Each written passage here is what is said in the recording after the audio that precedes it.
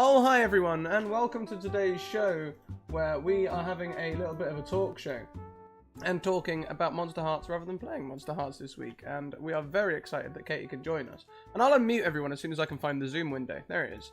There we go. Oh, hi everyone. So welcome to is my throat going? Welcome to You're going through puberty. Welcome everyone. So before we get started, let's talk about all the things. So if you like talking and you like talk shows, get in our Discord, because we like talking and we like talking about feels and stuff especially. If you want to get into a game on this show, send me a DM on Twitter and I'll get you into a game. And if you want to see all of our progress so far, head over to YouTube. You'll find it's very organized, very professional over there. It's looking very good these days. Yes. If you want to support us, you can support us on Patreon. You can also support us by buying our merch. There's some free articles on Patreon as well, so if you don't want to support us, you can also, well, that doesn't sound right.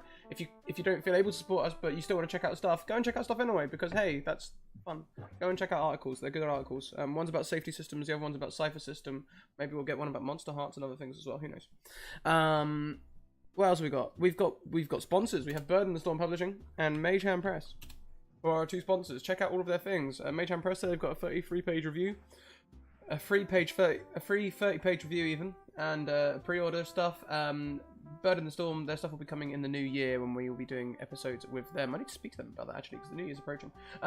Also, we have a competition, which I'm sure is still live, where you can win yourself some rainbow dice, and I have 2 sets, so we'll be setting up another competition almost immediately afterwards. And today we have a tweet, but if you tweet, nothing's going to happen because we're not playing a game. So tweet anyway though, because it supports the channel, and that's really appreciated. I've waffled enough. Who would like to lead today? Katie, you weren't even going to be here. I wasn't. Do you want to lead? Would you prefer someone else to lead it? I can lead. It's up to you.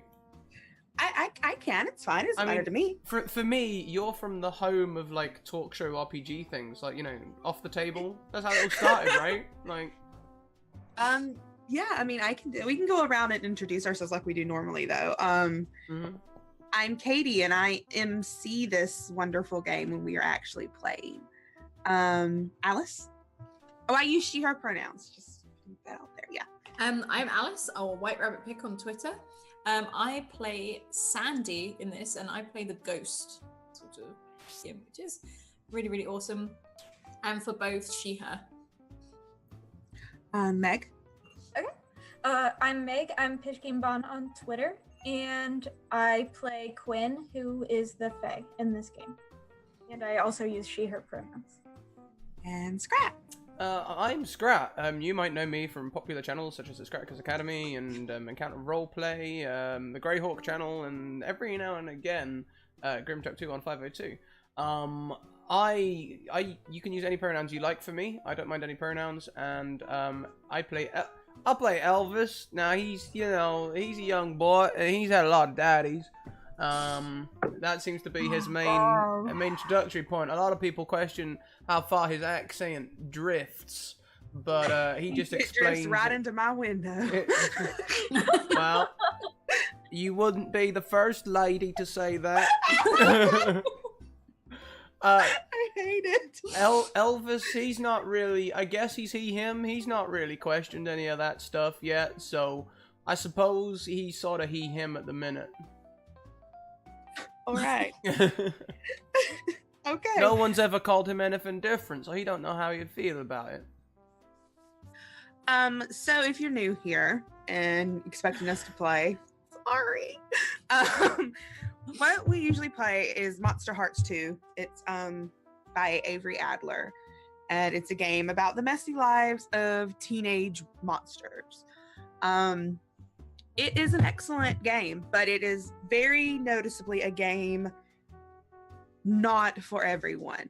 I have the book with me. I've got it folded beside me. So like Monster Hearts lets you and your friends create stories about sexy monsters, teenage angst, personal horror, and secret love triangles. That's something, that not a lot of people may not be comfortable with. There's a lot of things that go on in this system that you have to sort of tiptoe around, especially if you're not in the right kind of group to do it. So there's a whole chapter in here called Keeping Your Heart Safe with some great angsty vampire art. Interested? I wonder if Jess Burst of Hope's watching. I wonder if that makes her feel anything. That'd be cool. She got turned into a vampire this last week. Oh gosh. IRL, that is, not in a game. She actually got turned into a vampire.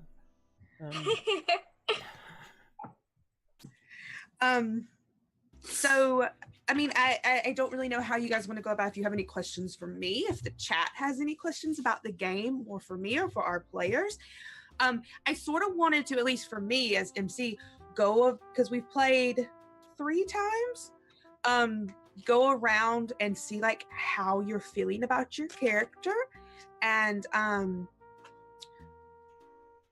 where you're getting like some of your inspiration drawing from, that kind of thing.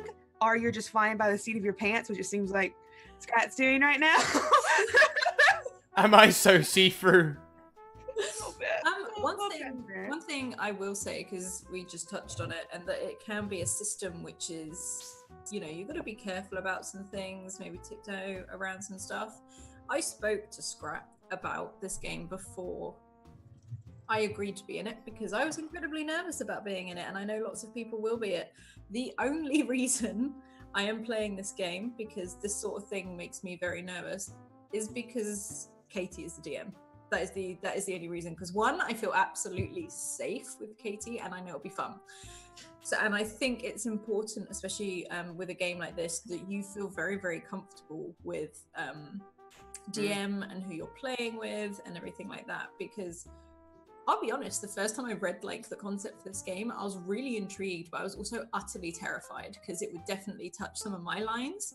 I didn't know if it would. It was one of those things, but it was more of a possibility.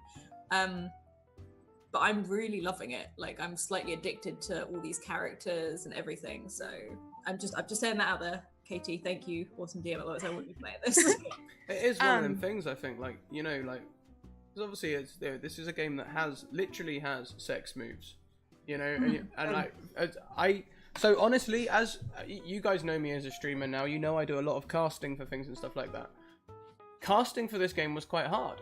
In fact, specifically hard to find male representation in this game. I actually really couldn't find very much at all. I had quite a few people who just straight up were like, do you know what, I don't know if I'd be comfortable. Which, you know, is understandable, but it was an interesting turn for me as a someone who casts regularly, because usually it's kind of the other way around. Usually I put a lot of effort into finding a balance by finding more people of alternate gender to mine. And in this case, it was like, well, it seems like that's the only gender I can't get in. You know, like... It was very strange for me coming from playing it on Off the Table, where we had, you know, minus Dingo as our MC, we had 2 females, 2 males, and it was as character genders, we had someone who played a non-binary character, and then we had someone who played we had then 2 males and a female. So like even though we had people who identified as male and female, you know, it was an even stretch as player wise. In the characters, it was a mix. So it was really weird coming into Matthias is in chat. He played in our Monster Hearts game on Off Table. He played Baby, who was non-binary. They were a hollow. They were a real life porcelain doll. It was very interesting. But it was very not weird, because it's gonna happen. It was very interesting seeing the difference between players who signed up for like the game.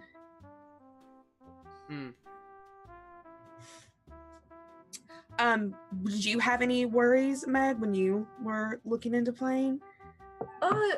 It's a weird thing, because like aside from when Scrat DM'd the playtest of Power Outage, like this is my first stream like ever. So it was really weird jumping right into this game, because I'm used to like, you know, like standard like D&D stuff. So the fact that this was really role-play heavy rather than like focused on combat was really intriguing for me, and it was really interesting to jump right into something that's so emotional and focuses on building bonds between the characters. So this was just like totally nerve-wracking for me all around, but I've been enjoying it so far. Is this the first Powered by the Apocalypse game you've had on your channel, Scrat? No, we've played City of Mist, which is powered by the Apocalypse. We've also played Vagabonds of Defed. Okay, so I mean, I think you would probably know the City of Mist. Then I haven't played Vagabonds myself, so I can't speak for that one. But City of Mist, a lot of, not all of them, don't want to like shoot myself in the foot saying that and generalize, but a lot of Powered by the Apocalypse games, because of the moveset you have, they are based more on narrative, role playing things out, and especially, I just spit everywhere. Sorry. So glamorous. Great. Katie's back. It's the fact afterwards she just went. I'm just so glamorous. You guys missed me. Oh yeah. No, I really did. So much. So much.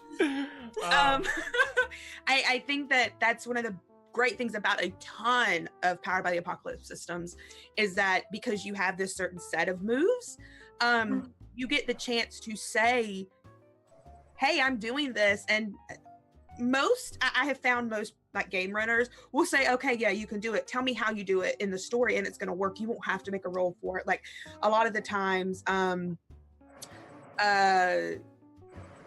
you wouldn't have to like explain something or make a move for it. A move for it in D&D. And Mad Rogue just asked in chat, and I don't think it's a horrible question, because the surface of the game strikes as somewhat feminine. I don't know if it strikes as feminine. Yeah. I think that it might be, if you're playing games like this, a lot of men might see it as, or people who identify as men maybe, might see it as hard to jump from a game that's like not narrative based like D&D into a game that is fully gonna be sort of role play based. There's not combat really, is it? We Not. haven't any of that. Also, like, it challenges, like, it's very interesting, your choice of wording, Katie. In fact, people who identify as men. Male identity is a really funny thing at the moment. You know, like, macho, is that a man? You know, Right. or... This is, well, they were talking about that though. I don't know. I'm reading a lot of it at the moment online, because obviously it comes along with Mental Health Week and everything like that, and how it's in our language, and particularly, I don't know, But that... the British language is man up. That in itself Yeah. might be why it's harder to think, just because it's a bit too close to that whole male identity thing, which is a scary thing. Yeah. But what I And I got think- back from but what I got back from a lot of men who I reached out to, and they eventually said no. It wasn't that they felt it was feminine. They were just saying that, like, they didn't want to be in a space where they would be going through teenage years and challenging sexualities and things again. Yeah. You know, maybe it's just a bit too close to the whole, well, I was never confused, I'm a man. Yeah. 'Cause You know. let's be fair. Like a lot, I know lots of families where you weren't allowed to be Yeah. confused, as it were. Or you never even had the option. Exactly. So I think it does touch more on that rather than being Yeah. feminine. I mean, Yeah, I think That's it not. Oh, I'm sorry. I said, that's not a bad question at all, Mad Rogue. Don't worry about it. I got Yeah. what you were saying. Go ahead, Meg. No, you're fine. I think it has a lot to do with how we associate like certain things with certain genders in our society. Especially because I think this game fits pretty firmly into like the very female dominated like young adult paranormal romance genre of literature. Very popular for like a decade because of, you know, like Twilight's a bad example, but you know, stuff like that. Where I was going to say, I don't know if anyone, when they were younger, there was a particular series aimed at younger girls. It's called Night World, which was all vampires, werewolves, witches, everything, and that is effectively what this is. Yeah. This is 100% based on Twilight. This Yeah. is Buffy. But there's a podcast. Matthias, if he's still in chat, he would know the link. It prompted the creation of Monster Hearts. Avery, there is a podcast where she talks about the example of how she got strings from Edward and Bella. Edward Okay, had strings that on. makes sense because I've always gotten that vibe off of it, but I never wanted to be like Twilight. So if you think of how much young adult literature is sort of hated on, a Yeah. game like Monster Hearts, I could see how it could be Hmm. very easily confused into something.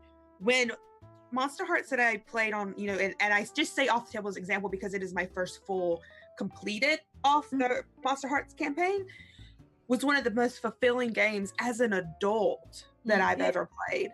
I played a teenager, yes, but I got to deal with things that I didn't deal with as a teenager. Mhm. I got to go through feelings and situations that I didn't understand back then that I understood. Like, I didn't understand my sexuality in Yeah. high school. I I know it now. I said this to Scrap. I said this is one of the things in general I think we try and do at the academy. So, and this is what's right. I said some people.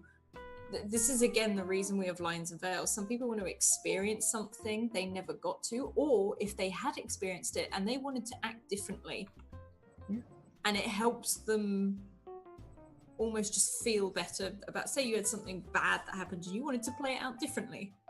And you think, Cathartic. okay, yeah, it's a weird sort of. I think it's a good thing, to be honest. But again, that's why you need the right group. Yeah. Avadoc says in And- chat as well, Monster Heart is great to watch. I'd want to be careful if I tried playing it. I'd want to feel sure I could trust everyone in the group with that level of intimate RP. I would argue, Avadoc, that I would struggle to tell any story with someone I didn't trust. I find the same problem in even D&D, anything. I'm a very trusting person. I think that's one of the things that's nice about the Academy is I can bring in a lot of new people because you have to do something before I stop trusting you. I automatically assume people are just genuine. But I think once someone does something that makes you feel like you can't trust them, how can you put any effort into something, you know? Mhm. Anyway, I mean- that's a I side mean- point, but And it's a different type of thing. Again, it was City of Mist, and I said to Adam, I want to try a completely different type of character, and it's not like a sensitive or a in fact, it ended up having a romance. I could only do it because of who I was with. There's no way that, I mean, it was a psychopath, but they had a romance. But they had. I played a really sweet girl that worked in a coffee shop, but her City of Mist, her what they called mythos was Moriarty. So it went very, very dark very, very quickly. Yes. So yes. I had to experience a very sweet person with a very deadly messing about sociopath, and then had a relationship with someone who was dealing with a very similar sort of mythos and whatever. And do you know what? There's no way I could have done that if it wasn't for certain people in the thing at all. I mean, it's interesting as well because we've just come out of a game, Argo 37, a couple of hours ago, where two of the characters are sort of having a budding romance. I think that's fair to say, isn't it, Alice? It's the weirdest romance ever because It's the most awkward, and I love it. one of them seems to absolutely adore the other one, and you know, she's rightfully repulsed by him because, you know, he's literally infested with bugs. It's interesting how that game I'm almost more comfortable getting into a romance over in D&D currently. Yeah. Because I know there's not sex moves or anything, you know? So it's like I've got a shield. Jump in if this is unfair, Katie, but like I'm like, oh, there's you know, I feel safe doing this over here. But in Monster Hearts, it's like all of a sudden we're like, oh, you want to get into a romance? This could mean things, and like I get a little bit like, things?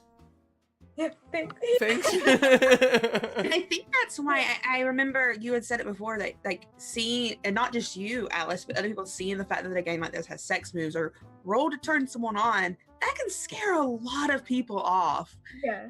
Because it can be taken advantage of in certain aspects. I've heard horror stories where people have played Monster Hearts and those moves weren't used in good ways.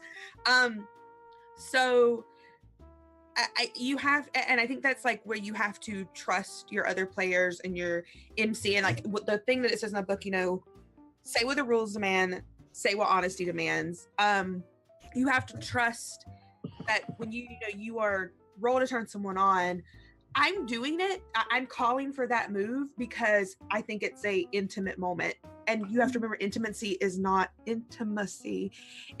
always sexual. Intimacy can be. That's what I liked when you pointed that out one time, when literally Elvis was just trying to comfort Sandy because Sandy just found her own dead body, and that was a moment that technically could have been that. And I'm glad you said that because it makes everything else feel a lot calmer, because you don't suddenly want to go, I want to touch no one because I don't know where this is gonna go, sort of thing. And even with the roll to turn someone on moves, like if you are successful, it still doesn't mean that you hop right into bed with them. You give myself to you, which also in context of that line does not have to also mean sex. You do not have to, you just give yourself to them. It's a preset mindset, isn't it? You've come in with the word sex in your head, so you see it everywhere. You have that. Yeah, I promise something, or you do have the option to get embarrassed and act awkwardly. Yeah, I mean, there are ways to. You have to. It's like you have to have trust in your other players and your MC to not take that kind of agency away from what you are doing as a player. Yeah. And the best thing about Monster Hearts 2 is, I will say this again and again, is like Avery went back and built in an asexuality part of it that wasn't in the original. So if you have a character that you feel, you know, in that moment wouldn't do anything sexual, and this doesn't include every aspect of asexuality because it is such a spectrum, you know. But if you feel like that is, you know, you are a non-sexual, someone who, or non-romantic asexual, something like that, then yeah, maybe you would want to shut someone down instead. I think that's a great addition. Sorry, I'm just reading through chat. That's a funny comment there by Matthias. How often were you turned on as a teenager, but did your darndest not to act it out? And I mean, okay, guy in the room. Buses turn guys on, okay? They vibrate just enough, all right? Yeah, you're sitting on a bus. You don't know anyone. It's a public space. You know what? Things are going on down there. You're not telling them to. You know. Health class. We also talk about other things at the academy. In fact, You know. I'll tell you another reason, like, for I don't know how many, it's not like a hidden fact about me, but the other reason I was slightly iffy about this, so the only person I've ever dated is Adam, ever. So the idea of effectively, I know it's just role play, but do you know what I mean? It's almost just like, this feels weird. Yeah. Real weird. So from someone from that perspective, it's utterly I'm lucky in the way that when I am engaged, I have no problem flirting with anyone. I've always been that kind of way. I've always been very dramatic and out. And that's just how I am. Doesn't matter what character I'm playing, unless that character is, does not flirt, that's built to their character. I'm always going to have some kind of flirty, seductive aspect to a character I play. Thing. I've been told I have a flirty personality in the way that I will compliment people and stuff like that, but definitely not the seductive side. I don't know. How would you say it, Scrap? Do I have a flirty personality? I can't tell. Yeah, you're like, Not in the way that I would know it. Like, I'm a flirty personality. I just, I flirt left, right, and center. Alice is just, no, you're more cute. You're just cute. Like, Alice is like, if Alice goes out with her friends, okay, there's friends that will get bought drinks at the bar because they're a bit, come on, okay? Alice is not one of those. I have never had a drink bought for me because of that. I've never had a drink bought for me because they've gone, hey, you're hot. Alice is the person who gets bought extra chips at the chip shop afterwards. That's who Alice is, okay? Oh, that's my favorite kind of person. She's the person who sits there and, like, she goes to the counter and goes, hello, can I have some chips, please? And they're like, oh...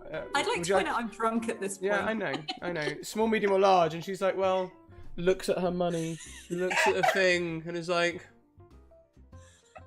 small, I guess, and they're like, oh, we'll give you a large.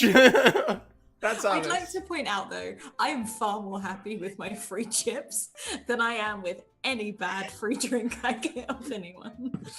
Oh my god. Oh, goodness. Yeah, I think that it was, I think that it's very important to, like, just go back to, and people like me who are very flirty and who don't have a problem doing that, learning how to tone that back and read the room, that's something you've got to learn. And I think that that's another thing that you can get you in trouble with Monster Hearts. It's very easy to lean into some of these skins. Some of the skins are very lean toward sexual anyway. Like the Ghoul is pretty sexual. Infernal is pretty sexual. Not that we know we're including these in this game that you guys know of. But I think that it's another reason why it's important to have a good group with a game like Monster Hearts. And to use, I mean, it's even in the book on page 73. Safety tools. I was gonna say, you're now pulling out page numbers? How well do you know this book? Like... I had to do a lot, okay? It talks about, there's one good part, and I really like this, because I think that we, at least I do, I take a lot of, like, responsibility on myself that, like, if I was to overstep one of Alice's lines one time on accident, it just, was in the heavy role play and just wasn't, it just happened. I like the fact that, like, Monster Hearts does, because I would never do that on purpose. I don't think anyone would 100% go after each other. So there's like a part in the book that it just makes it clear we're going to make mistakes along the way. Being responsible doesn't require an absence of mistakes, but it does involve a sincere recognition of our mistakes. This can even be part of why we play Monster Hearts, to test the waters, exploring human urges and fears, to make mistakes and learn from them. To safely explore that sort of terrain, we must be responsible and not callous. I think it's really important to recognize that, like, we might mess up. I mean, it's human nature. You can mess up. It really is. And no one is going to, at least in characters might come for each other. They might be mad, and but out of character, it would never be anything that I know, at least I am, and I assume you guys are too, a big proponent of leaving it at the table. Mhm. That was a good roll. Mhm. How much did you cheat on that one? I put 6 modifiers on it. Yeah. Oh my Yep. god. But I think that it's very important that we all realize, just like Alice said, we're all human. We're gonna make mistakes. And it's very important that we can talk to each other Mhm. about mistakes we might make. And if that means, and it's even in the book, the X card, pulling up an X card right then and there. Hey, you crossed my line, we need I to. think the other thing is, again, because say my line got crossed in this group, one, I would know it was never meant to happen. So the thing that would scare me is that I would feel bad that person now feels bad that they crossed my line. I know that's ridiculous. I get that way too. That's what I'm like. So I'm just like, no, it's okay, but it's not, because I don't want that again. But it's fine. Please don't feel bad. It's just That is a genuine problem with safety systems, though. One of the things that I've found with using safety systems, I mean, I've drawn as much experience as I can from people who do it in IRL tabletop games, but essentially we're all playing behind screens. That adds an extra barrier, okay? Mhm. It's really, there's 3 types of listening that you do when you listen to people, okay? There's actual listening, when you actually listen to someone and the words they are saying. There's mishearing, when you hear the words that they are saying, but you read the other thing that you think they're trying to allude to. And then there's deep listening, which is the one which is probably hardest on the screen, because deep listening has nothing to do with the words. You just look at the person and immediately make an assumption about the way they feel, just based on their body language. And with a screen between people, that makes that more difficult, So that's why we have our own check-ins and stuff, which I play probably 4 or 5 times. For you guys in chat, if you watch any single one of my games, probably at least 3 times I will play the O question mark whilst we are playing. I did it a lot in Eden's game yesterday. A lot happened, and then the episode before that, a character died. So I was spamming the and so was Scrat to check everyone was right, and everyone was all right. But you got to do it, because you don't know. It doesn't matter what the scene is. Don't go any further until you know that's people are all right. You're 100% right. We found that people will shy away from using the card. My wording I choose when I say to people about the X card and stuff is anything that will negatively impact your enjoyment of the game. I don't say emotions. I don't say, upsetting things or anything like that. I don't put any preconceptions in there. Literally anything. But people sort of preconceive that if something happens that makes them feel bad and they don't want to do it, like something trivial, like a character death, they feel like they can't play the card because it's not emotional enough or whatever, Mhm. And I think we've all been there where someone's had something happen to their character, emotional or not. They've decided not to use the card, and then afterwards the feel of the game changes. I have. Yeah. We've stopped games on Off the Table in a Burning Wheel many times because of character deaths or very, very, very heavy situations. Because we needed to step away and not be performative for just 5 minutes, and just for the group of us to talk. Because behind scenes, we're best friends. We just needed a moment we just said, "Hey guys, we'll be right back. Give us just a moment." It happened recently. The very first show that Other Doc ever watched on Off the Table actually was was this this episode where Summer's character died. My character's like true love was one of the most emotional episodes of Burning Wheel off the tables ever had. And we had to stop, I think, 3 times that night and just go to Be Right Back because it was it's hard. Yeah. I mean, the other thing is, I mean, I'll say it, and this is why I push for it so much now, is that I had a game where I felt uncomfortable, not like emotionally or anything like that. And I don't play with this person. I haven't played with this person for a long time. So it's no one anyone knows or anything.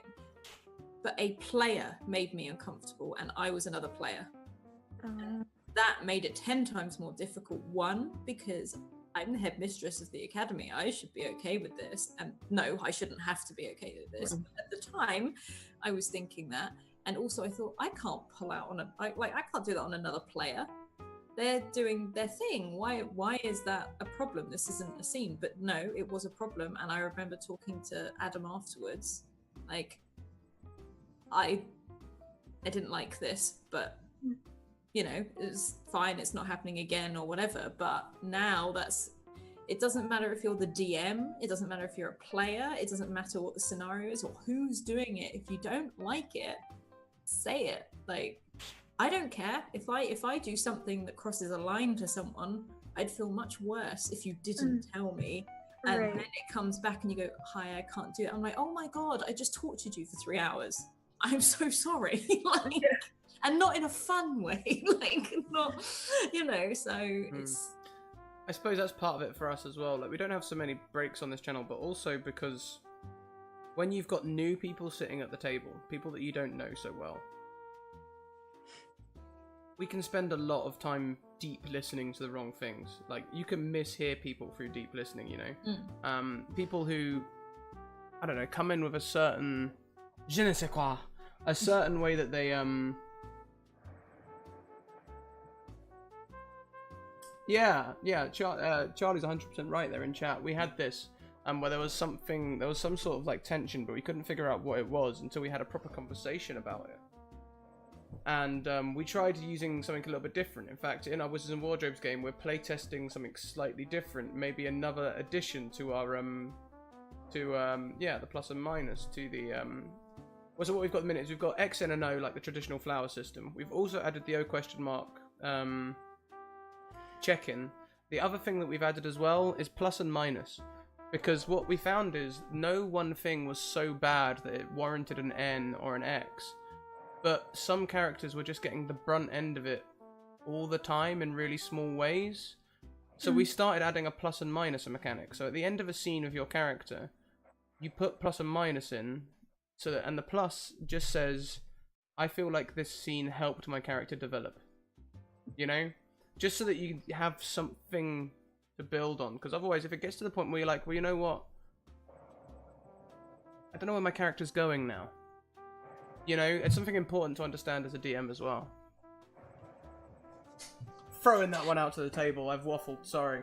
No, that's good. That's good. No, and I really like the addition a lot of people are doing. I know we are doing Stars and Wishes at the end of our games. And chat, if you don't know what Stars and Wishes are, it's where you tell a star something that really like shone out to you in that game. It really shined bright.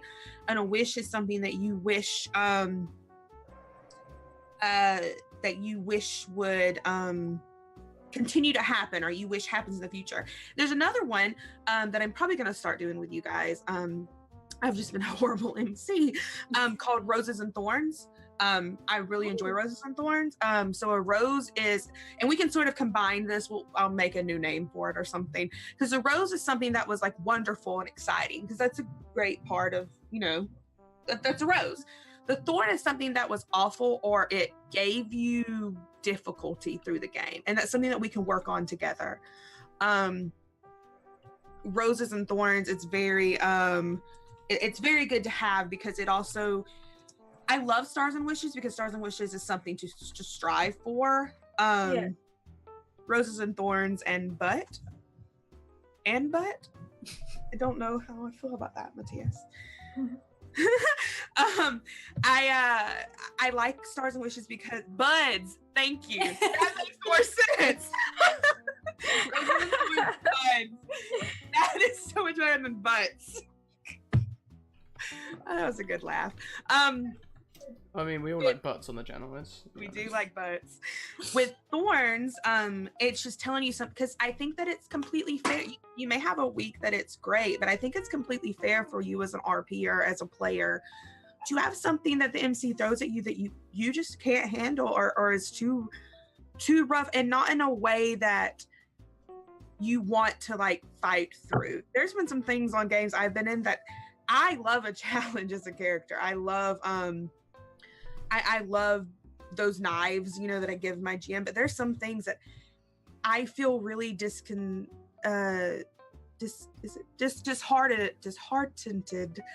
if I know that there's going to be no like light at the end of the tunnel. So that's like something I could always see as my thorn. There's been times like that, you know, if my characters worked so hard for something only to be punished more, you know, I think that's fair for players to have thorns like that. So yeah, I'm gonna steal that name, Matthias. Roses and thorns and buds. It's funny as well. Like, I think it also depends on the kind of character you make. Because I've made characters that I want to be fighters, that I want to be able to power through the problems and come out to the light at the end of the tunnel, like you say. I've also got chocolate on my wrist somehow. You have been pounding a packet of cookies for the past 30 minutes.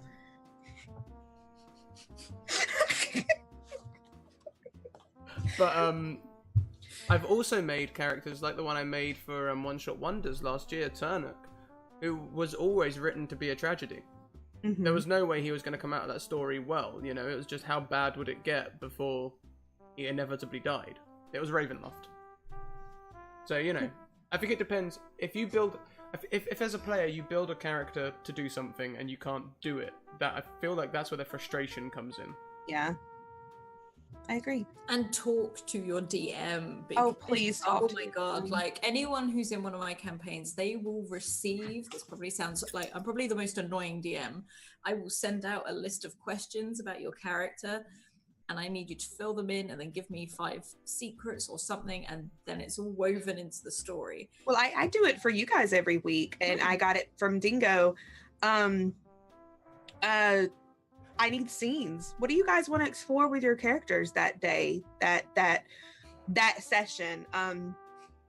We didn't play last week because wonderful Hurricane Michael, and we didn't Katie survived. And not playing this week, but like every week about on Monday or Tuesday before we play, I send out a little message in our group that, you know, what do you want to explore? Where our next, I mean, I don't mind saying this, our next session where we left off, unless anyone else had anything else, we were starting the next day, going right into school. School scenes are fun, but like they're gonna drag on. We have 8 to 9-ish more sessions left. You don't want 8 to 9 more sessions of being in school every day. So, you know, we're going to just go on to Elvis, whatever Elvis wants to do with, you know, what left off last time, meeting this alpha of this wolf pack. I can't believe it's been 2 weeks until we get to go in for a party at the werewolf place at Full Moon, which is the best idea we've ever had. I can't believe I've given you that. And then, you know, we have Meg, who is at home with her family, who's learning some more things about her, or not Meg, sorry, Quinn. Yeah. Quinn, who's learning some more things about her sister and this random person who's shown up. And then you have Sandy, who at the end of the day is going to get drawn back to the school regardless of what she does. So I love to I want to know from my players, and it, because I want you guys to I want you guys to be able to explore whatever you want with your characters. I will tell you now, Monster Hearts for me isn't going to have an ending. It's not going to have a wrapped up in a bow ending. This is a piece of your lives that people are getting to see.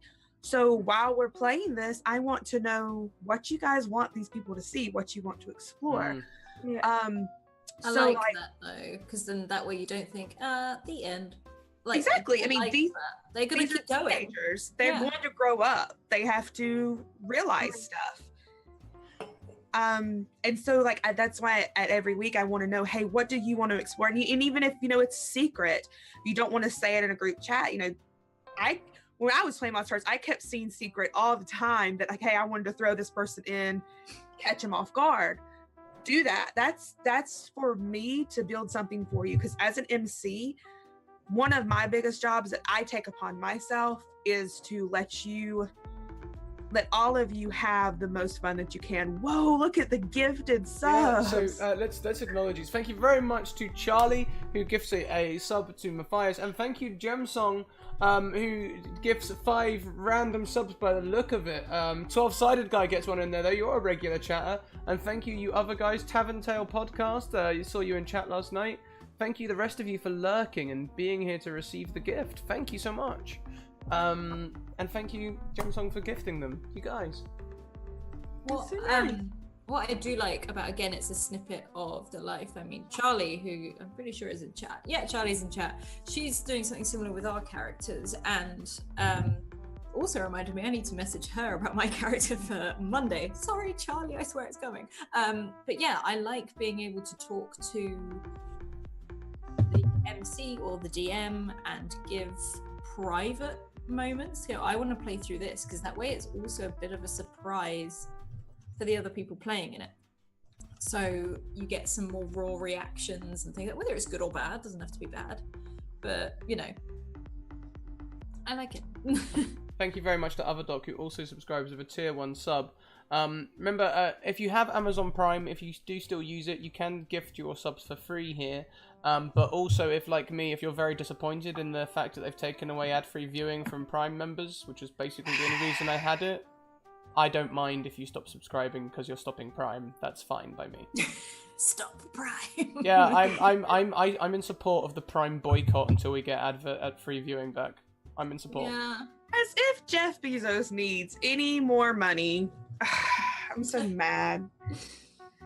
Anyway, if you're not 12-sided guy, if you're not subscribed to a channel, you're going to get ads from now on, even if you have Amazon Prime. A lot of people had Amazon Prime so they would avoid all ads. Now you have to subscribe to a channel or you're going to get ads on the on any one you do. I mean, I have ad blocker too. Yeah, it's just it's not that good. I forgot where I was going. Yeah, it seems, and like Rachel, or not Rachel, sorry, I'm reading chat. Like Charlie said, it's very important to explore the characters, especially in a game like Monster Hearts. It is character based. Mm. Well, I'm everyone knows, like, probably my obsession with all stories is the character development and how they go. So even in Eberron that I run on a Monday, they all had the same list, and it's very character focused. Even though obviously you're in Eberron and you've got a story there, it's very, very character focused. And I do say to people who come and play in my games, I'm like, it doesn't have to be character focused, but bear in mind, I am one of those DMs that is quite heavy on that as well. Because again, everyone has their own DM. Everyone has their own style. I'm going to be the opposite of what so many people want as a DM. So, but then I'm other people's, like, what they like maybe I'm some people's ideal DM. You don't. Some people do get hooked up on that. To be fair, you can't be the best DM for everyone. No, of course not. Of course, different. Everyone. styles. Yeah, everyone has their own. Like, okay, I'd like to think my style's pretty broad because I bring on a lot of new people. But at the end of the day, I'm just a startup DM. I would find that people who spend more than 2 seasons on the channel would probably start to find issues with my DMing style, which probably is an indication that they're an experienced enough player to start looking for their own DM, or start DMing themselves. Because after all, that's how I developed as a DM myself. I saw things about DMs that I liked that I tried to take on board. One of my massive inspirations is Love Laugh Lindy. I can't give enough shout outs to her. Wonderful. Amazing. I love Lindy. Our crazies definitely match. Hence Johnny Depp. But yeah, where was I going with that? But yeah, there's also, when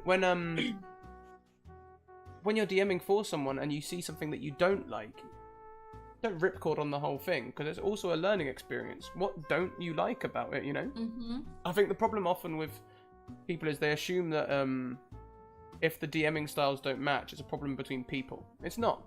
It's just that your gaming styles don't match, and you can learn something from that, you know?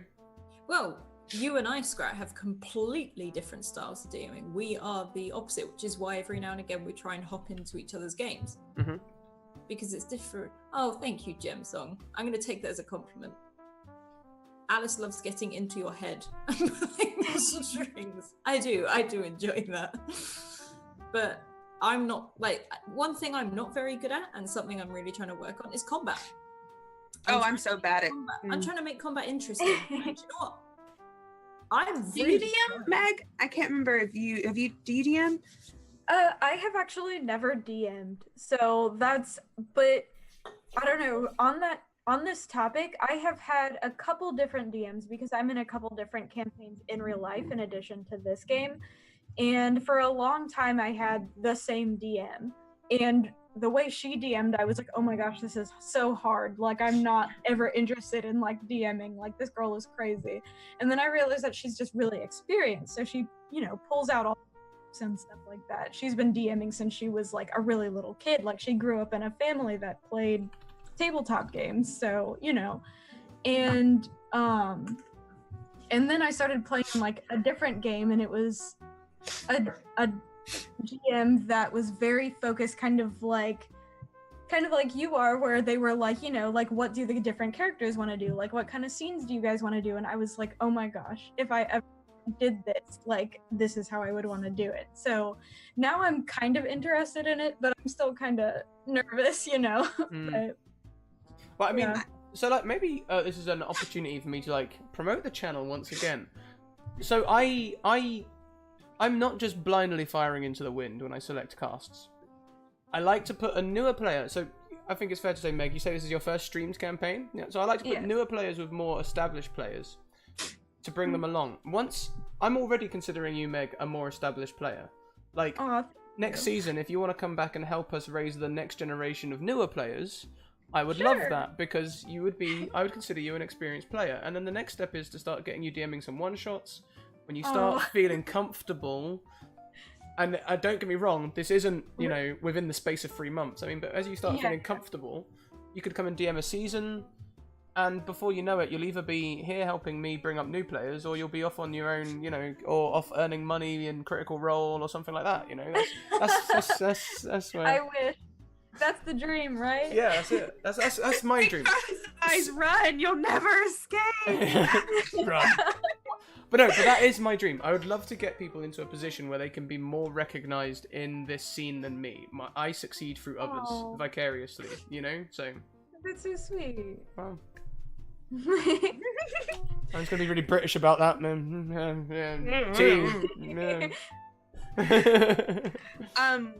I wanted to go. Dinky has texted me. She said she'll be here in 20 minutes. Yay! Sexted, sorry.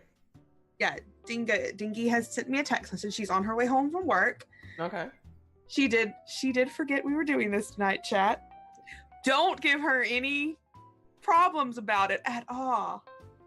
Do it. When she gets here. But I forgot what I was gonna say. I wanted to know, so I'll start with Meg. When you were looking over this game, did the Fae stick out to you for any reason, or was it just one you thought that might be Sorry, go. No, I just thought the one that might just be, you've never played this game before, this might be the best one to stick your toes in, I don't know. I feel like I had a particular reason. Like, obviously I looked over everything and there were a lot of cool options, and there was obviously the idea of being like the vampire, just because we didn't have one, and I was like, I feel like this game needs to have a vampire, but at the same time, I don't know, I've always been really interested in, like Irish mythology and like the Fae and stuff like that. So that one like really interested me, because I was like, oh, I've always been into this kind of stuff. And then I read it a little bit, and just like especially the mechanics of the Fae, like the way that they have those interconnections with people and like promises and commitments, and those are like so important to the Fae and things like that. I thought it was really interesting to explore that, especially because I feel like Quinn would just assume that, but she's probably going to find out eventually that not everybody keeps their promises, which is like so crucial to her character, you know? So that's something I thought was really interesting. And I really like you tying in the whole changeling baby idea, because I'm really excited to dig into that. Yeah, that was so, it was something that I totally came up with off the top of my head, like on the fly. I had never really thought of it, like up until that moment I had been like, oh yeah, she's a Fae, like she knows she's a Fae, I'll figure out what happened there. And then that moment I was just like, you know what? She has no idea what she is, and it's gonna be fun. I like that. Scrat, what about you? Did you just want to meme this whole game until you realized that you love Elvis? I want you to be honest with me. I set the same trap I always set myself, which was, I was like, oh, I'll be a werewolf, that would be cool, and I'll make him like a hick and he'll be dumb, and that'll be, you know, I'm not going for cheap laughs though, it'll just be like a genuine thing, it'll be fun to roleplay. And then I was like, oh yeah, no, this is really cool, oh, he's such a sweet boy. Oh, fuck. Well, here we are. Genuinely. That's why session 0 is so important, folks. Please do session 0, because then you get it. Oh, fuck, I love this character moment. Yeah. Alice, what I had asked them is what did you what made you pick when you were like reading over the skins? What about Ghost stuck out to you? Was it an automatic pick, or you know, did you have others that you wanted over it? There were 2 I was stuck between, and one was Ghost, and the other was Werewolf, and Scrat was a werewolf. So, and I'll be honest, when I was nervous about this game, I was like, a ghost can't have like sex moves, right? Like they can't, they're dead. Like, but no, I'm fine with that now. I'm just saying at the beginning, that was sort of my thing. And then I read the whole description of that you could. So I always play happy, bubbly characters. I do it a lot, especially with new people to the channel, because I think it's quite a welcoming character to have. And I thought, what if I'm not that? What if I am the opposite of that? I know when I played Moriarty, he was an absolute psychopath, but he had fun. Whereas this one, that's all that matters. Like, he had fun, and he was quite cheery to some people. But with Sandy and reading the bits with the ghost, I don't know. I just felt like, yeah, I really want to do this. It's slightly more negative, but she doesn't have to be the mopey, stereotypical one. I want to do. In fact, there's a lot of what I've seen in these couple episodes. There's a lot of anger in Sandy instead of like sadness. This is the thing. I wanted to try anger. I've never done angry, ever, like at all. So I just thought, like, maybe not like raw anger where it's shouting or whatever, but it's like the tetchy sort of. I don't want underneath the surface bubbling. Yeah, I wanted to try that, and then I remember sending you all the pictures for my mood board for my character, and I had already fallen in love with her by that point. And then I think you had. Oh yeah, I loved it. I'm not even gonna lie. Like, I loved all of your character. I love them all. I liked the only one I didn't get a concept for was Scrap, but I know he's doing all these other games. I don't ever like first game. I'll get something. Provide the images. Yeah, I think you did. I was like, he's gonna look like this. But I mean, it's not a big. I know that Scrat does all these games, but like I knew that I would love whatever Scrat came up with first session anyway. But like reading about each of your ideas and what you wanted to play, and then getting in session 0, it was such a good idea because, in a way, like this is summer school. They all probably go in different circles during regular school anyway. We have one who shouldn't even be in high school anymore. Hey, that is anti, slow learners, all right? He could have a learning disability or something. We don't know. He's not been checked. Like, don't discriminate against my boy. All right? You are the one who made him. You haven't specified anything. Hey. And doesn't it fit well? It's great. I love that sweet boy. He is not. Yeah, I want to get over this question before Dingy gets here and just talks about being a Sasquatch. And I was wondering if you guys had any questions for me about the world or running the game or anything, because I, as an MC, do not mind giving little spoilers out. That's the kind of person I am. I don't mind it. Or even chat if you had any questions about anything. Well, my first thing for you, Katie, is a ton of praise, because you've taken at least 3 players. I know Dingo's familiar with the system, but the 3 of us were probably very nervous about it and stuff, and you've made us all feel so comfortable. Like I said and everything. earlier, I wouldn't do this with any other DM, I don't think, so I don't think I thank could do you. it. Yeah, So, like, that in itself is a massive skill, so well done for that. Just making us all understand that you will go at our pace, and the way you are running this, I mean, right, there's a reason that we're doing more and more stuff in the background, because I love the way you DM. It's great. So exactly. Well, I'm glad. I really am. I want to make sure that you guys are fulfilling whatever you want with your character. I don't want you to leave a session. You might leave us that session. I didn't get to do this that I wanted to, just because there's 3 other characters, and you guys are all good enough players that it can't always be about just one. It can't always be. You guys are great about that anyway. I like listening to other characters' things. I'm like, oh, now what? Like last time when Sandy was literally just having a moment and walking around the school, I was so into the fact that there was a Sasquatch hiding in a forest, really obviously, whilst Elvis was just trying to talk to this like alpha werewolf, and I just had the image of the Sasquatch like peering around.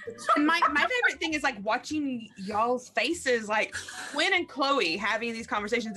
You think Chloe is the shadiest person in the world. You don't know if she is or not. You don't know what she's doing, but like Alice will be back there like with her hands over her face, and it's so good to watch. Don't you just live for those moments though? Because like, okay, so 2 examples from my Eden game. So I learned from when I killed off this character, the other 3 have very different facial reactions to things. One of them just sits there and shakes their head like, oh shit, basically. The other one's arms just start going absolutely everywhere. And Renee, she freezes.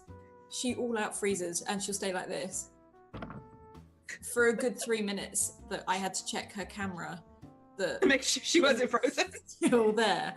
And then apparently one of my favorite reactions, which has gained me a hashtag, scary mum voice. I had to play one of their mothers in Eberron, which was that Salty Ginger's mother. And Lauren, 1, she was terrified, and 2, Jay, as in Tool School, wasn't even in the scene, and he sat there doing this. Like, he was panicking because he didn't like the scary mum voice, and I was like, yeah, I live for these reactions. This is what I want. So, welcome, I guess, to oh, we hi! have a dingy. We have a dingo! Oh, hi! Hi.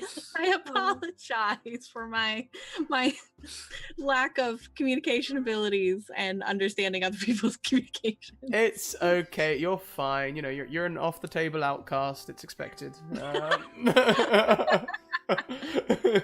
That's fair. We were just talking about, I hate to ask you this question. we already know the answer, Kate. I know. We know I'm what going to ask her out of fairness. When you were looking at the skins, what drew you to your character? What do you mean? What drew you to I feel play like the you already Sasquatch? know. I do, but it just Say it.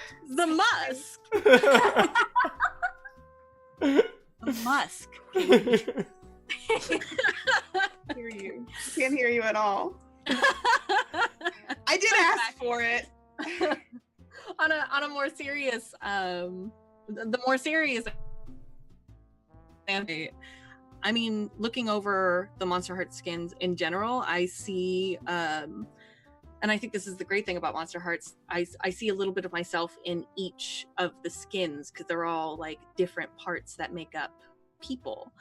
But I think in particular the Sasquatch kind of called out to me, A, because Katie was so excited for it, and B, because of that awkward dynamic, which I very much feel in my own life, feeling very awkward around other people. So yeah, I think that's a huge part of it. Yeah, Charlie says in chat as well, reading the skins hit too close to home in a few places. Like, Yes. yeah. Matthias asked a good question that I can't find it now. How are you all feeling about? No one's hit it yet, but about mid-season, you're getting. It's about when we first hit our darkest selves, right? Dingo and all the help about mid-season. How are you feeling? So. It took me a whole season about hitting your darkest selves, like because you get the full freedom to act out the worst without any guilt, because that the game, like in the darkest self, you have no guilt. It is justified. So like, are you excited for that? Are you weary over it? Are you scared to hit your darkest self if that's if that comes up? It's gonna be interesting to play. I play a lot of characters. I've noticed a trend in my characters. I play a lot of characters which are combat heavy, one way or another. Trickshot, amazing gunsmith. Brenda from Lady Blackbird, fighter, much better than Bishop. Damn it! Can we have one session? I'm joking. We're gonna keep those words later. We'll see. But all of my characters tend to go towards these fighty types of people. But they always have control, like they're always controlled fighters, like which draws from me a lot. Like I've had an interest in martial arts. I used to have an anger problem. I've got a lot of control over my emotions now through learning to fight, and like you transform into a terrifying wolf creature. You crave power and dominance, and those are earned through bloodshed. Basically, you cut down anyone in your way. That doesn't sound very controlled at all. So and it does say the only way you come out of it is either wound someone you care about, or the sun rises. Yeah, so yeah, it's going to be interesting. What about you, Alice or Meg or Dingo? So this is my first time ever playing Monster Hearts as not a MC. So I'm very, very, very excited to hit the darkest self, specifically because it is so well, one of my favorite things about Monster Hearts is that one of the rules say to keep things feral, and I think the darkest self is one of the easiest ways to do that. I mean, you can really just let go, and this is kind of what Monster Hearts is all about, is that release of control within the confines of safety. And so I think, yeah, I'm really excited for it. I'm a little nervous, but I'm really excited for it. I think it's gonna be great. What about you, Alice or Meg? Do you go, Meg? Sure.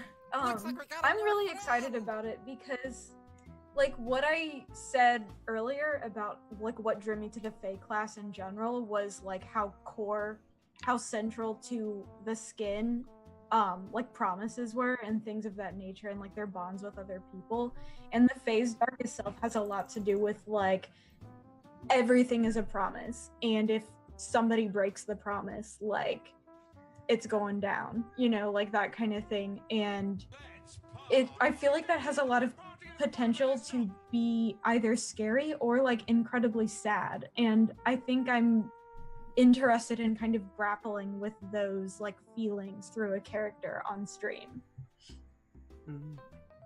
Yeah, like that.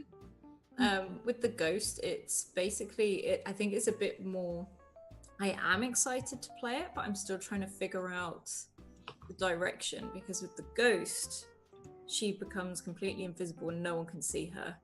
Mm-hmm. And I think, like specifically for Sandy, she's going to lose it, because she is so used to choosing who can and who can't see her when. Looks like we got a new And friend. when not, like, but the fact that maybe she makes these friends and then they can't see her, she's gonna freak.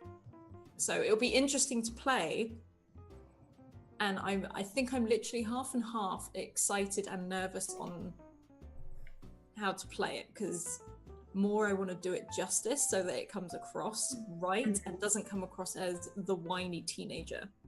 If you saw me, oh, no one can see me. I'm like, no one can see me. Like, it's Yeah, exactly. it's difficult to describe. So I am looking forward to it. Like, I am very excited to see it, but That's really yeah. sorry, that's really interesting, because I feel like it's so central to Sandy's character to kind of like maintain control over like her identity Yeah, and like, like she has have nothing that else. have that illusion of existence. So Like, I mean, at the moment, the person who's probably closest to her is Elvis, because he was the one who went to her, was like, are you all right, and everything. So if it comes to and not only that, he's seen her every year, all the time that she's been there. So if she He was can't be seen technically a student when Sandy died. exactly. So You know, regardless if he remembers it or puts the pieces together or not. Well, He yes, was- I was around at the time, but things were sure exciting back then. They bought in this new arcade, and they had this game where you put in 5 is pence it Time piece. Crisis? Is it Time And, Crisis? yeah, and that's right. You shoot all the different people. I tell you what, I figured out how to shoot every single person. Exactly when to duck. When the red ones pop out, you get down real quick. You get up and shoot them. Only the first shot is the one that's going to hit you. And that's what I remember of that year, mostly. Oh, Your Time Crisis came And out. we wonder why he's in summer school. But yeah, no, I think the thing is for her is probably Elvis is her main connection, because she went to school with him, she died, and then when she came back to school, he was still there and has been for years. He's like an anchor. Yeah, basically. Sandy. I So think if he wasn't constant. there, she'd be like, meh, I don't know anyone here. But it's almost like, no, I know this person. So if it then comes to the point she can't just, I mean, don't get me wrong, half the time, sometimes she might not let him see her. If she's like, I cannot deal with the Elvis shenanigans today, I'm just going to sit on my desk invisible and deal with it in my own little world. But if she loses the ability to chat to someone and chat to Elvis, I think that's when she's going to flip out a little bit. And Jim Song brought up a pretty interesting part that Sandy was a little miffed that Chloe didn't see her, and that was just a little taste of someone not recognizing. Yeah, I played it as that, she's like, this is someone who should recognize me at least, and she had every intention that you should be able to see me, so she was pissed off at that. Like, hello. So, because she doesn't reveal herself often, Mm-hmm. so when it is done, it's that, and she's doing it more and more with this group of friends. So I think when that finally goes, she's not going to know what to do. And I don't know if it's going to be angry, and I don't know if it's going to be sad, or whether it's going to be a bit of both. Because it could start off really angry and she loses it and starts destroying stuff. Yeah. And then it just goes sad. So Especially if there's no one there to bring you out of it. exactly. Because Darkest Selves can last session to session until you fulfill what brings you out of it. Exactly. I can't do it until isn't it like someone that can Someone- monitor your presence and it lets really you wants know to have you around. Yeah. Yeah. Someone's gonna miss Sandy basically for her to come back. Yeah. And It's she's gonna a be- bitch. And if you have Elvis off, with his new wolf pack, exactly, then she might not ever Well, come back. I mean, I don't know if it's gonna be a wolf pack, because I'm still not sure if it's true. But I do know that we're gonna take a whole bunch of beers up there for this here full moon thing and see if what they're saying is gonna be true. We're gonna have a great big party up there. It'd be great. Nothing's gonna go wrong. Like at the moment, like if Elvis gets distracted and completely forgets about Sandy and has this whole group or anything, the only person I feel that will want Sandy back is that bitch in the class that just wants to have an argument with her. And Sandy will be Bring it on. So, I'll come back to kick your yeah, ass. yeah, literally, I would come from the grave to kick this girl's ass right now. Yeah. Oh, I love it. Well, I will tell you that coming up in the next couple of sessions, you are about to meet some interesting people. You've already met some of them. Oh, good. So you met June Bud, and this is just sort of a little recap for you guys too. Am I gonna have to be nice to people so I can come back? I think. You met June Bud, which is the alpha werewolf. That is Elvis's maker. Even if Elvis doesn't believe it, you know. Well, I'm still not sure how she makes herself look like that big scary wolf, man. Oh, very painfully. You met Francis Abrams. Still looking for mirrors around my shack. There's got to be some around here somewhere. It's a magic trick. You met Francis Abrams, who had Quinn learned had some history with not only her sister but with Sandy. I am so suspicious. So suspicious. What are your suspicions? I have suspicions, but I'm keeping them to myself because otherwise I'm going to react differently. I have some big old suspicions that there's some kind of like supernatural, like, what's the word? Like a group of people that protects the town from the supernatural, and then somehow Sandy got roped into it, and then they killed her ass, and then now they're like, we have to forget about it. We have to, You whatever. That she killed my ass. For the That's- greater good. That's what I was about to say. Right. Or that something went terribly wrong, and because of them she got killed. I haven't put it all together yet, but suspicious. I know there was a lot of people in chat saying that he was a vampire. A lot of people were yelling vampire. I about forgot Francis. I was also yelling vampire. Were you yelling? Everybody was yelling vampire. I'm like, what makes you Yep. think he's a vampire? He's just creepy. Like a vampire. Like, yeah, exactly, like a vampire. We definitely saw someone in the pub 2 weeks ago that we were just like, that's Nosferatu.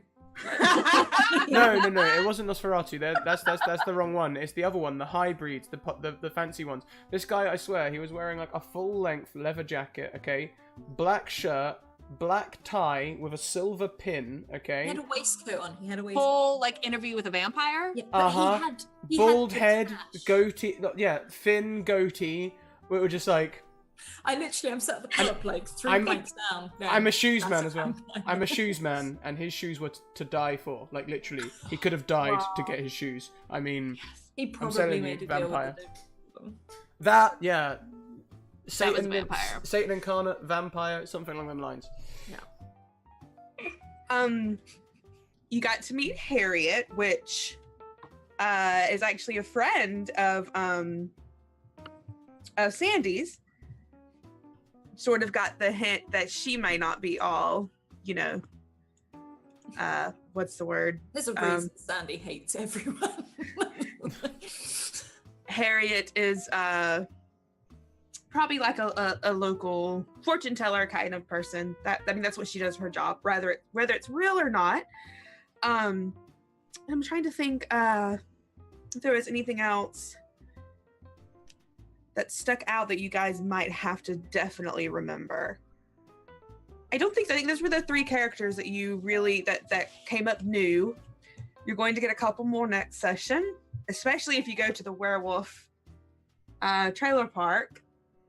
Well, that's, I mean... And I'm going to that werewolf There's party. just Werewolf Bat Mitzvah's just gonna be playing the whole I time. mean, I've not been in college 10 years without knowing how to stir up a good party. That's all I'm saying. You got free beer, you got somewhere to go that's away from your parents, and there's a motel right next door. That's a party. Your mom is at that motel next door. She doesn't mind me throwing parties. Apparently, she gets more work. Oh god damn. If Elvis doesn't do a keg stand, I riot. Oh my god. I can just say, like, Sandy stood there with a drink she can't drink, just like, We gotta have the solo cups. Yes, flip cup. That's the thing. Can ghosts get drunk and can they take shots? Just asking for a friend. I think that what we was, so I know that we had decided like she can drink, she can do things as long as she's corporeal, but I don't think she gets like that pleasure of mortal kinds of things, you know, like pleasure of like. So like, could she get drunk? Being high, or I don't. Just because the only reason I'm asking is because one, Sandy's a really uptight person, and the one time to like maybe get her to relax is being drunk. And two, if she doesn't get drunk, she's going to challenge someone to a drinking game for money. Oh dear God! So I need to know. This is an important question. I'm excited for either option, honestly. Yeah, I mean, I think it would probably be your call ultimately, because that's you're doing the canon, but I could see it going either way, that she either can't enjoy like this mortal thing anymore because she's dead, or that she still, as long as she's corporeal, she can still do mortal things. This is the thing. Is it like she's drinking it and the memory of it is making her feel like that? Or probably. I could see that's a very interesting concept. Yeah. I mean, she could probably, while she's concentrating on something else, like if she isn't doing a drinking game, I feel like she would get drunk. However, the moment she finishes and wins and stands up, the concentration is gone, and I feel it might just be it's just real life me. Yes. Me, real life. It's like the bathroom test. You think you're not drunk and then you go to the bathroom. Yeah. No, that's for real. It could be that. Yes. Real life. That's real life. Mm-hmm. Everyone does something weird when they're drunk. Like, just everyone has a thing they do. Like, I run. Like, I will. If I see a field or anything, I immediately go full Hobbit, and I'm like, "There's adventure on the other side of that field," and I won't tell anyone I've run. The amount of times I've had like Scrap being like, "Alice, where are you?" Because I've just run. Just book Yeah, it. just run. I've just run. You have to hold on to Alice when she gets drunk. If I'm not dancing, I'm running. There's just those. Yeah. Oh, I do the dancing. Oh, yeah. But Yep, like, yep. I do proper dad dancing, but like, I'm proud of it. I have no shame when it comes to dad dancing at all. That's extremely good. Yeah. But yeah, I'll be interested to see how Sandy acts drunk, because I think she'll probably relax a lot more and actually have fun. So I think I kind of want to play it as in she doesn't get drunk at all through if people challenging her, but the immediate moment she has to think, oh, I've been at a party before. I remember this, and then whack the feeling of what she had maybe when she was at a party before. I'm drunk. That is sort of feel what would happen. Claudia has never partied in her life. Oh, this is gonna be so good. Okay, I'm sure. Funny because like in the past, like whenever I've been in a party, like even if the players themselves weren't actually drinking in real life, anytime I've been in a game where the characters were drinking, it almost seems like everyone got contact drunk, like from their characters, like secondhand drunk. I've never played drunk. So weird. Like I am very good playing drunk. No, as in like in a D&D game, I've never played drunk. I'm very good at playing drunk in a D&D because game. My problem is that I just kept rolling the Constitution save so well. So I was a little halfling, and I used to outdrink the barbarian of the group, the barbarian orc, and then I used to look after him. I just always did well on my Constitution save because I was also the tank. So I've never played drunk person. I've played like drunk NPCs, but I've never played like a drunk character. So, unless there was anything else, chat had any more questions, or you guys had any more questions. I know Dingo didn't get to be here for long. His poor crossed wires. If you had any questions, Dingo. But I think that's a good. That's about it. I think. I'm looking forward to seeing how Dingo takes the Sasquatch towards the werewolf alpha. Yeah, because she smelled you. Yeah, you must. Smelled that much. like You since then must as well. tell us, Since then, I've noticed like little things, like in Dingo's bio where it says that she's a werewolf enthusiast and all that sort of thing. And I'm just thinking, so where are we going with this exactly? Oh God, Scrat, you don't Listen. want to know. I love that. Listen, I Well, have you did- needs. You did the whole, oh yeah, no, I'm gonna, musk her, basically. And you, and then, Think my mind. Be friends with that for a year. it was the fact that you then went, oh what, she's the alpha.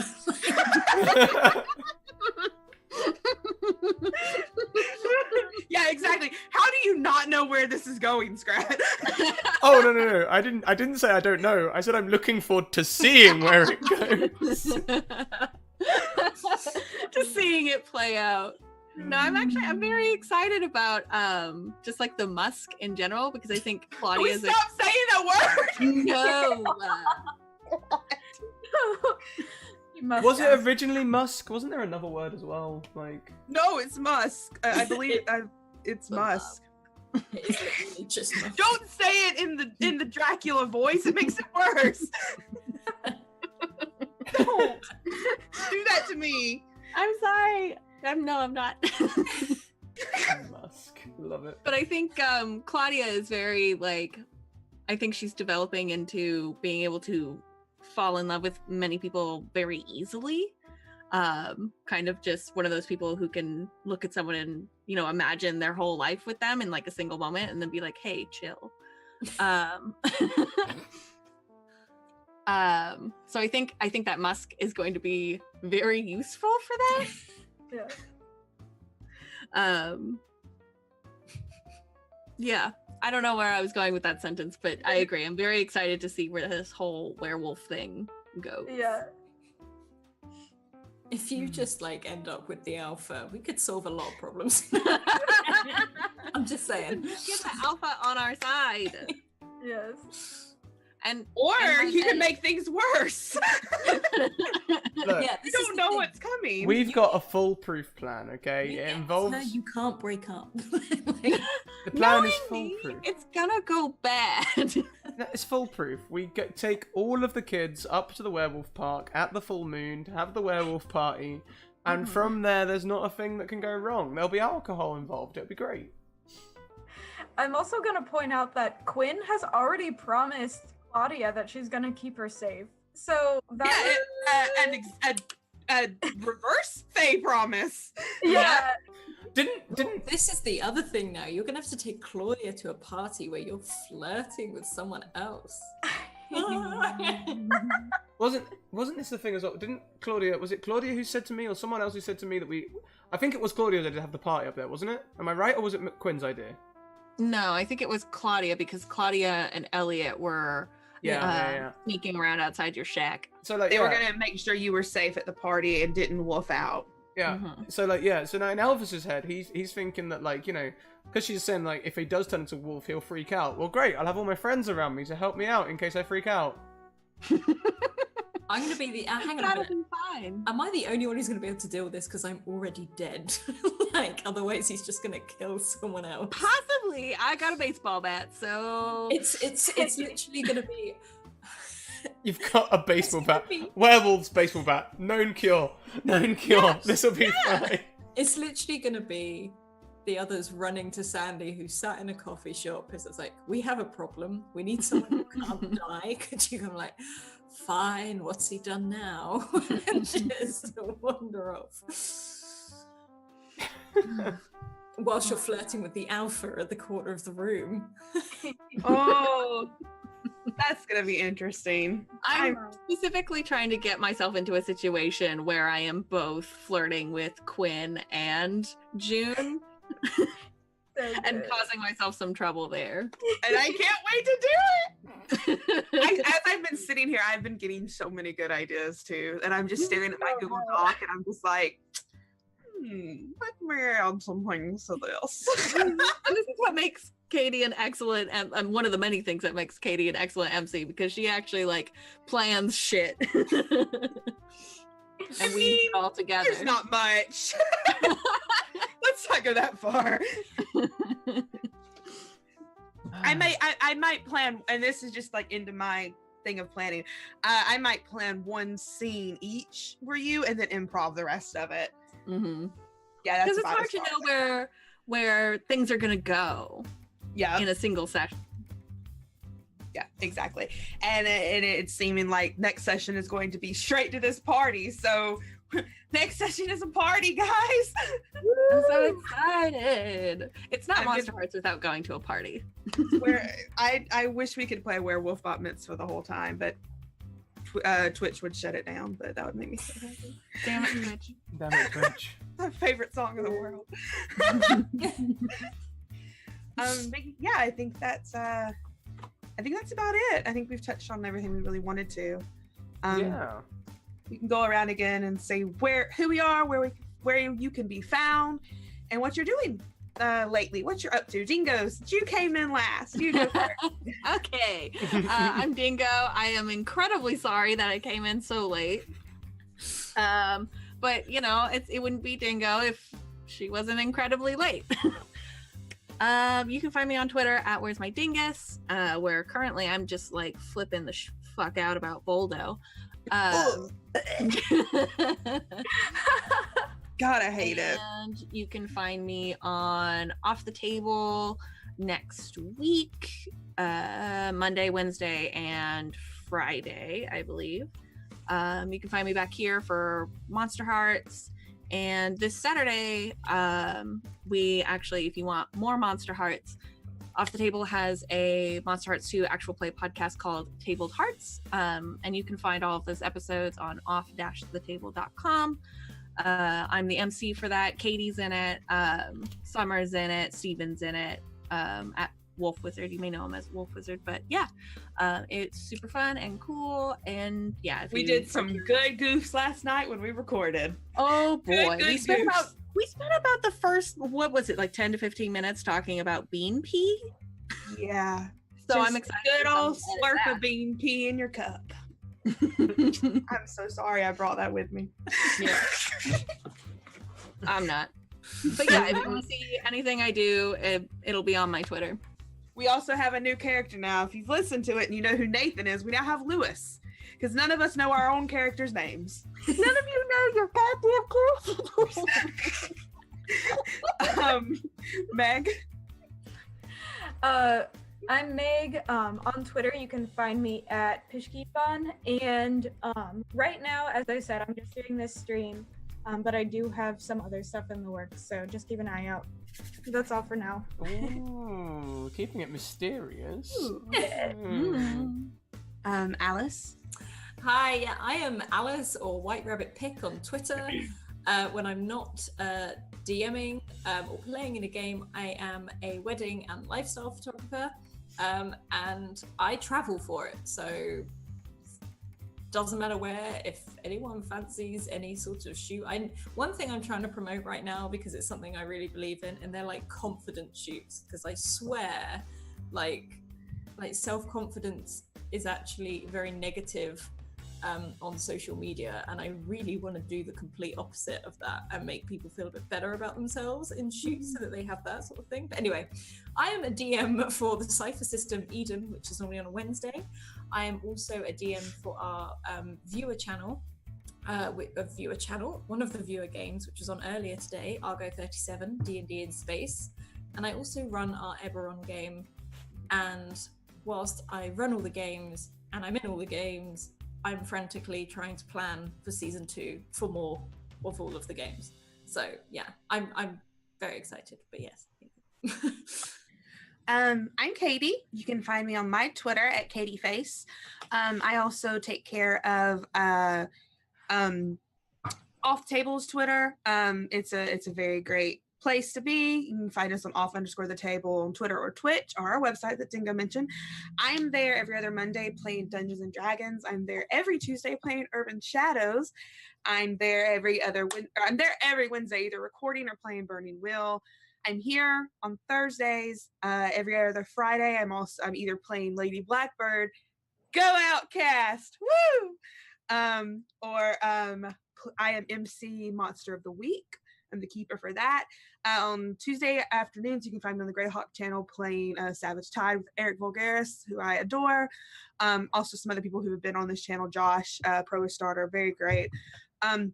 This weekend, I will be Saturday at 1 Eastern Standard Time. I'll be over at Unmade Gaming running a Monster of the Week one shot that is totally not stolen from Clue. No, to raise money for Extra Life. I think it's Extra Life for Kids, I believe is what it is. And then I'll be here again that night for a fun spooky game. That's Saturday, right? Isn't it? Yeah, this Saturday. You're right. Yeah. Yeah. Sorry. Yeah, you're here as a player. I saw you shake your head, and I was like, wait, what? I was like, I'm pretty sure I'm here again. I was getting confused because Katie's going to be in both of our next 2 Academy Open days, one as a player and one as a DM, and I forgot that you. Yeah. What have I done? And then on Sunday on my personal channel on Twitch, I am so sorry I have so much stuff, guys. On Sunday, in the evening, around probably 7 Central Standard Time, I'm going to be running my home group through a battle royale on my Twitch on Katieface, twitch.tv/Katieface. It's going to be something because they are all a bunch of fuckers, and I am so ready to I'm so excited. let the world see what I have to put up with every week. So yeah, they're going to do a level 10 battle royale. It's going to be very fun. So I hope that you guys can come, and I'm going to have up some biddies so you guys can influence. And one of them, if I get enough bits, is going to have their hand chopped off. Yes. It's already been decided. So yeah, over to you, Scrat. Sorry, I have so much. No, you're fantastic. I mean, if you think that was a lot, then what about me? So first of all, guys, we need a raid war cry for after I've done some promotion things. If any of you can think of something better than Musk, then we will we will go with something else. But in the meantime, here are my social links. If you're not already a part of my Discord, you should be. It's a fun, inclusive place where you can come and talk about D&D or anything else that you want to talk about, including other TTRPGs like this one. If you want to get into a game, send me a DM on Twitter. As we mentioned earlier, my channel is all about developing people as gamers, as streamers, as whatever. I am a gateway drug into TTRPGs. That is my goal. Be the safe, inclusive gateway drug that we all need and want. And lastly, YouTube. My YouTube is a well-oiled machine. It's actually, I would say, arguably more stable than YouTube itself now. So go and check that out. If you want to catch up on anything, it's all in playlists. It's all there. It's all grand. It's all lovely. We beat all of our goals from last month.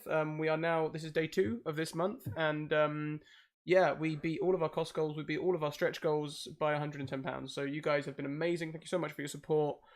We also have Patreon where you can support us now. And what I need to add to that as well, and I've closed the page so I can't do it, but there is now a new, up in the thing, there's now a new thing where if you are a Patreon, you can have it pop up in stream just like the Twitch subs. So yeah, cool. That's cool. So that'll be a new thing. If you are a Patreon, keep your eyes on the Discord and I'll put it in there. I'll also update that command so that I can get you all using it. What else have we got? We've got merchandise. It's lovely, it's soft, it's nice. It's currently in the wash because not this weekend, but the weekend after, we're going to be at MCM Comic Con where we hope to see you all. We also have sponsors. Bird and the Storm Publishing. There is their Twitter and their merch. Their merch is also very comfortable. They have the lovely baseball shirt style.